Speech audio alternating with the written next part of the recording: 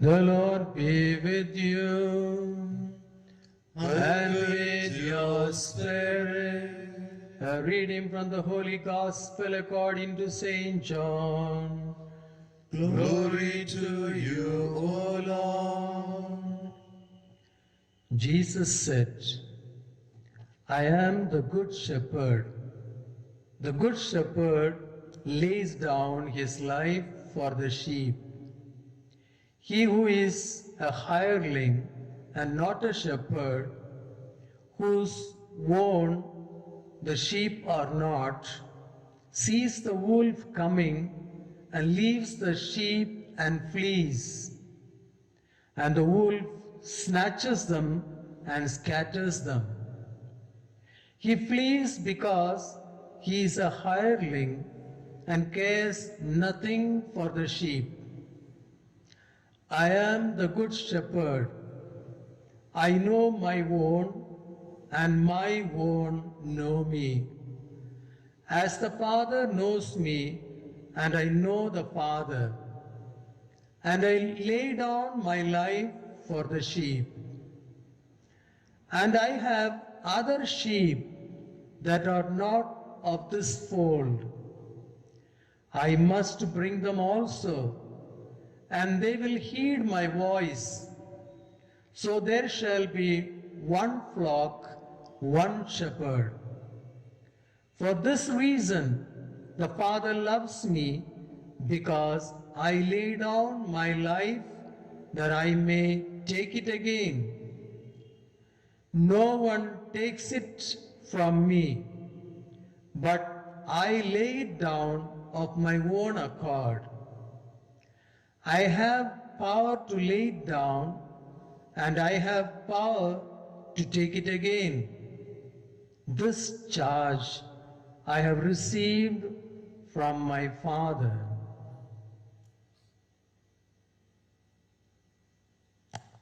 The Gospel of the Lord. Praise to you, O Lord Jesus Christ. The words of the Gospel wipe away our sins. Amen. My dear brothers and sisters in Christ Jesus, today is the fourth Sunday of Easter. We are in the Easter season, and we have this great privilege during this Easter season to spend 24 hours continuously with the Eucharistic Lord,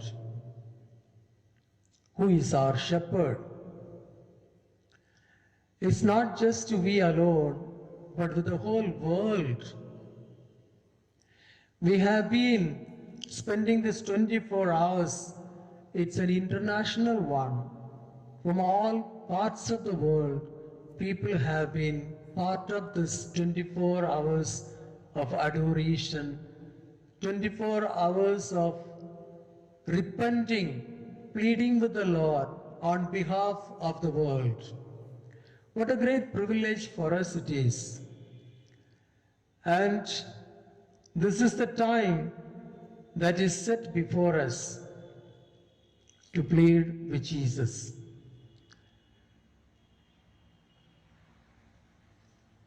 In the Gospel, we heard Jesus say, I am the good shepherd. I am the good shepherd.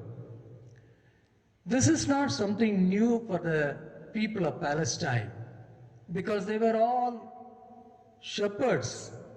That was their main occupation. And Jesus is well aware of it, and the people of Jesus' time knew who a shepherd is, and what's the role of the shepherd, and how he leads the sheep. Once, some American tourists were in Palestine, and the guide was taking them around. And the guide was explaining as he saw a shepherd bringing a herd of sheep from far, he started explaining to them about Jesus the shepherd how the shepherds are kind to the sheep. And so he explained to the American tourists in Palestine, the shepherds look after the sheep as their own children. The shepherds sleep with the sheep even at night. The shepherds go ahead and lead them to the right path, as we hear in Psalm 23. So he gave a beautiful explanation of a good shepherd. So the American tourists were very happy. And when the shepherd leading the flock, when that person came closer, he was chasing the sheep, throwing stones at them. With a stick, he was beating them mercilessly. And this way, he was chasing them. Looking at that, the American tourists got so upset. The guide told us about the shepherd now, and what do we see before us? So the guide felt so embarrassed. He went to the shepherd and he asked him, "Brother, I have been saying so beautifully about the role of a shepherd to these tourists as a guide, and what have you done? Why are you like this? It's very strange for me to see." Then the man turned to him and said, "Sir, you are mistaken. I am not a shepherd. I am a butcher. I am leading these sheep to be butchered and to sell in the market the meat. So I am not a shepherd." So that is what the shepherd lays down his life for the sheep, not a butcher, not a hired ones. Prophet Ezekiel so beautifully narrates about the false shepherds. He says that you shepherds, you selfish so you are, you use the sheep for your own health, for your own benefits. You use their wool to keep you warm. You ill-treat them. You eat their flesh.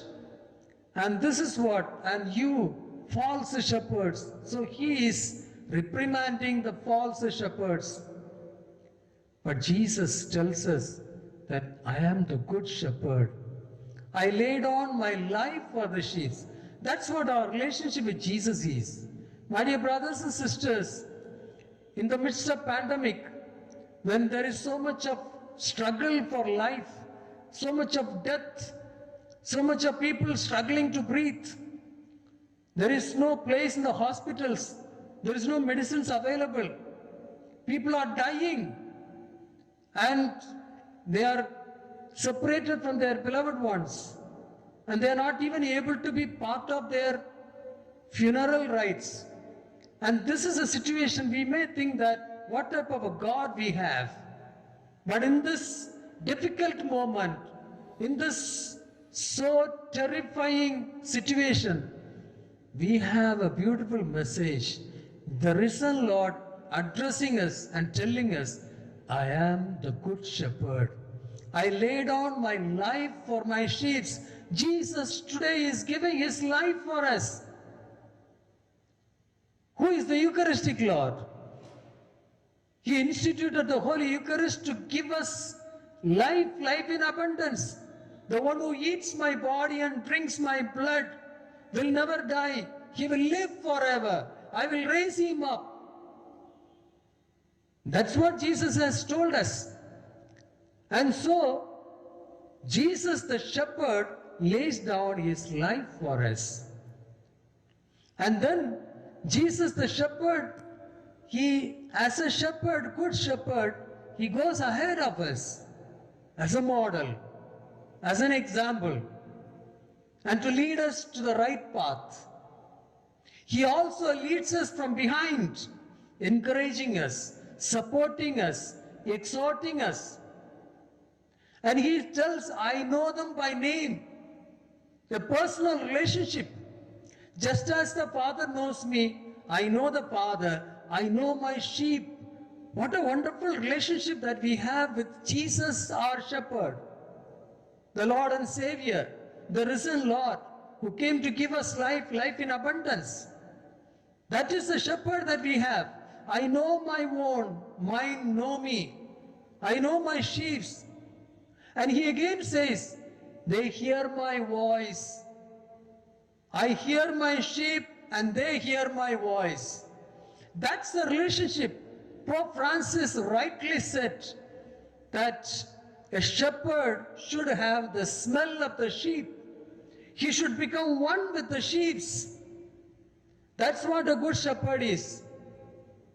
In fact, today is also celebrated as a vocation Sunday, the vocation to priesthood, religious life. We expect every priest, every bishop, the pope, and the religious brothers and sisters in the church to imitate Jesus, the Good Shepherd. They have to be so to the people who are entrusted to their care. They have to live for them. They have to die for them. That's what being a leader like Jesus the Shepherd, that's what is required. And it's not only for the priests and religious. Every baptized Christian has to imitate Jesus the Shepherd. Everyone who takes a lead role in life, in family, in society. In the family, the father of the family has to be a good shepherd. If he is a hired one, he will look after his own health, his own security, his own comfort. But he has to be a shepherd like Jesus, looking after his wife and children and his aged parents. That is he as a good shepherd. Today he has to do that. The mother in the family, she has to take the role as a shepherd, laying down one's life, spending oneself for those who are dependent. And those who have leadership roles in the society, in the communities. Jesus is a model for us. I lay down my life for my sheep, leading a selfless life, living for others, being other-oriented, being sensitive and generous. That's what a good shepherd is. That's what each one of us have to be. We as intercessors, we need to be a good shepherd like Jesus. That's what an intercessor is. An intercessor is the one who has an intimate relationship with God and with the people. Then only he can stand in the breach between God and his people. Then only he can intercede with God for the people whom he loves. And that's why Jesus is the right person today as a good shepherd for us. And today, and he says that I lay my life down on my own, not out of compulsion, not out of pressure. No one can take my life from me, but I freely lay down my life for my sheep because I love them. And that should be the attitude of every priest, bishop, pope, the religious leaders, and the people who take a lead role. And that's what we need to be. Freely, not out of compulsion. Freely must lay down our life, spend ourselves for the people. That's what the Lord today is telling us. We have in the first reading, Peter gives a beautiful testimony. He is being questioned for curing that lame man. And he says, you are questioning me for curing that lame man? You put me in the prison? Now I am being questioned for it? I will tell you. I will tell you the truth. It is by the name of Jesus of Nazareth that this man is well. It is by the name of Jesus of Nazareth. He is risen. Whom you killed, God raised him. So beautifully, Peter, that covered Peter, that Peter who was closed up within that upper room, that Peter who denied the Lord thrice with oath, that same Peter today, so powerfully, because he is filled with the Spirit, because he has taken the life of Jesus, because he is taken the role of Jesus as a good shepherd. And that's why he is ready to give his life. And that's why he says, in the name of Jesus, the good shepherd. And then he tells them very boldly that it is by the powerful name of Jesus today this man is well. And you have crucified him. God raised him up. You killed the author of life, but God raised him up to give life. My dear brothers and sisters, the same message today should go to the world. Today, out of selfishness, man is killing each other. It is because of selfishness. But God will raise them up. God will give life. He is a God of life. And that's why we are raised up as intercessors to plead with that God who is a God of life, who can really remove this selfishness and give life. And then he tells, the stone which is rejected by you has become the cornerstone. In today's Psalm 118, we have the same text. Psalm 118 so beautifully tells us that the stone which is rejected has become the cornerstone. And the same Jesus, the Good Shepherd, in today's second reading, the letter of St. John, so beautifully says that we are his children. There is a difference when John says that we are children, when the other evangelists and St. Paul saying we are children of God. St. Paul in fact says we are adopted children of God. The Greek word that is used for children, according to Paul, is adopted children. But the Greek word St. John uses is own children. His own children. So we are not just adopted children, not a legally adopted children, but we are his own, God's own children. That's what the experience of St. John the Evangelist, the beloved disciple of Jesus.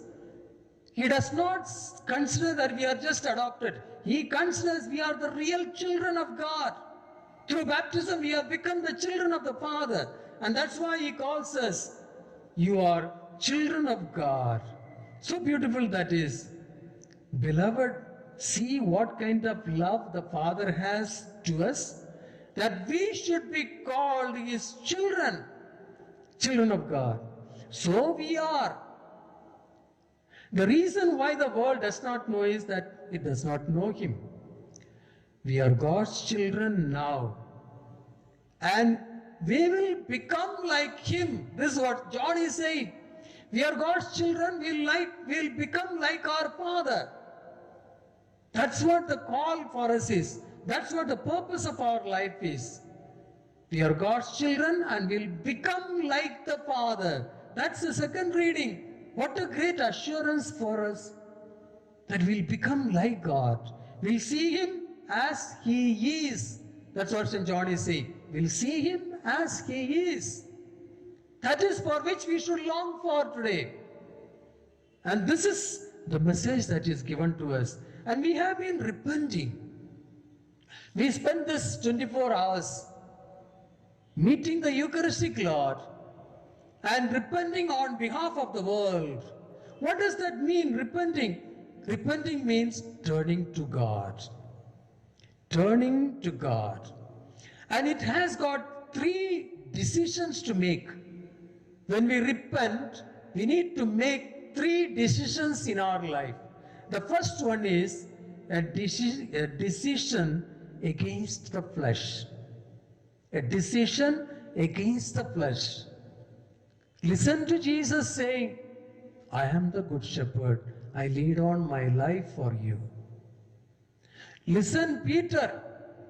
It is the powerful name of Jesus with which the person is made well.